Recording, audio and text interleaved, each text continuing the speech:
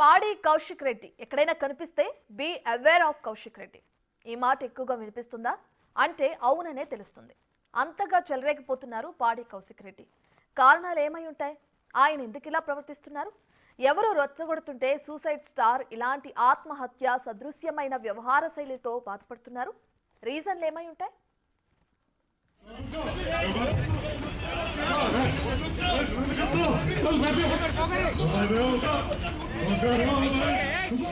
పాడి కౌశిక్ రెడ్డి ప్రజాస్వామ్య విలువలకు పాడి కట్టేస్తున్నారా? ఒకప్పుడు గవర్నర్ కోటాలో ఇతడికి ఎమ్మెల్సీ ఇవ్వనిది ఎందుకు ఇప్పుడు అర్థమవుతుందా? హుజురాబాద్ లో ఇంటింటికి తిరిగి తనను ఎమ్మెల్యే చేయకుంటే కుటుంబ సమేతంగా ఆత్మహత్య చేసుకుంటానన్నవాడు ఇప్పుడెలా బరితెగిస్తున్నాడు చూస్తున్నారా? దట్ ఈస్ పాడి కౌశిక్ రెడ్డి అన్న టాక్ భారీగా స్ప్రెడ్ అవుతుంది.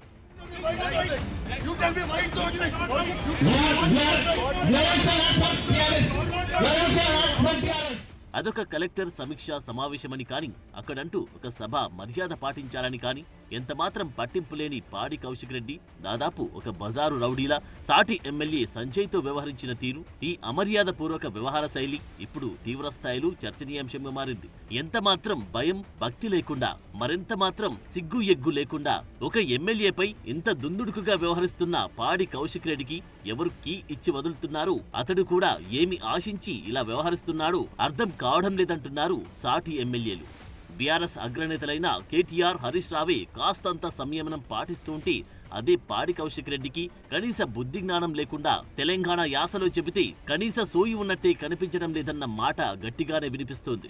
అచ్చోసిన ఆంబోతులా ఎవరి మీద పడితే వారి మీదకు కౌశిక్ రెడ్డి వెళ్తున్నట్టు కనిపిస్తుందని, ఇది పూర్తిగా విచారకరమని బాధపడుతున్నారు సగటు ప్రజాప్రతినిధులు. కౌశిక్ రెడ్డిని ఎవరింతగా రెచ్చగొడుతున్నారో గాని మరీ ఇంత కర్కశంగా వ్యవహరించడమా అన్న ప్రశ్న తలెత్తుతోంది. కౌశిక్ రెడ్డి ఒక ఆంబోతు లెక్క వ్యవహరించి ఎప్పుడు కూడా ఏదో ఒక స్టంట్ చేసి మీడియా లెటర్ రావాలనే ఆలోచనతోటి ఏ రకంగా వ్యవహరించాలి, ప్రభుత్వ కార్యక్రమాల్లో ఏ రకంగా మాట్లాడాలి కూడా ఒక అవగాహన లేకుండా నువ్వు ఏదైతే ఈరోజు జగిత్యాల శాసనసభ్యుల గురించి ఏ పార్టీ అని మాట్లాడుతున్నారో, నువ్వు పుట్టింది ఏడా, నువ్వు ఏ పార్టీకి వెళ్ళిపోయినా ఏ పార్టీలో చేరినావు అంత మర్చిపోయేవారా చరిత్ర? ఇవాళేదో మాట్లాడి ఏది పడితే నోటికి వచ్చినట్టు ఆంబోతు లేక మాట్లాడుతున్నావు. కనీస అవగాహన లేకుండా ఆలోచన లేకుండా దళితులని కాంగ్రెస్ పార్టీ మోసం చేసింది అంటున్నావు. అసలు దళితులని మోసం చేసింది బీఆర్ఎస్ పార్టీ.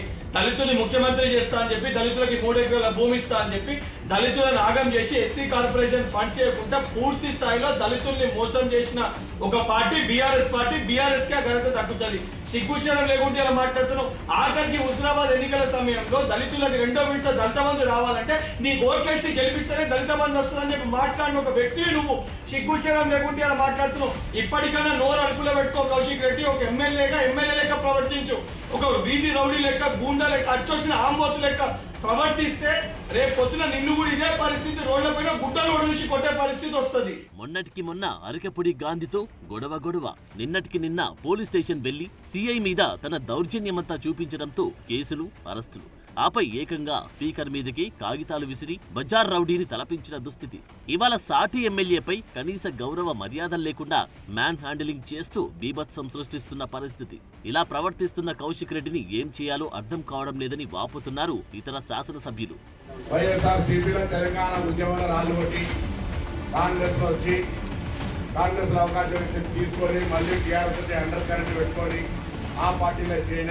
వాళ్ళు మాట్లాడితే దీనికి అర్థం లేదు.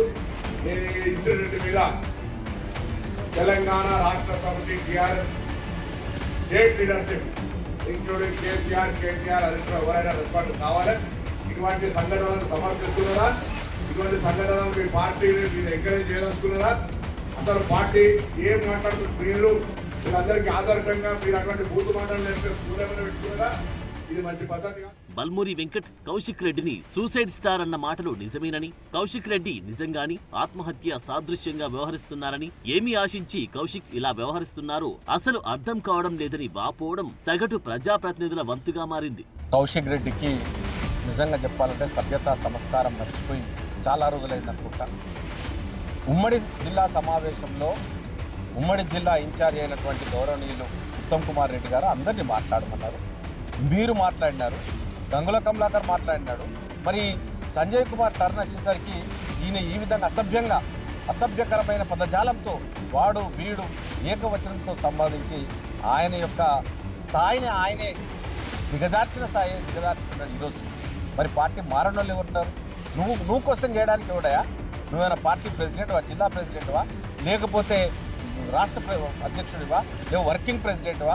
ఏదైనా ఉంటే షోకాజ్ నోటీస్, లేకపోతే ఇంకేమన్నా ఉంటే నువ్వు చేసినావు కదా, హైకోర్టుకు పోయినావు వాళ్ళ నామినేషన్ రద్దు చేయమని, వాళ్ళ యొక్క సభ్యత్వాన్ని, ఎమ్మెల్యే సభ్యత్వాన్ని రద్దు చేయమని చెప్పినావు. కోర్టు కూడా ఏం చెప్పలేదు కదా, యాక్షన్ తీసుకుంటుంది.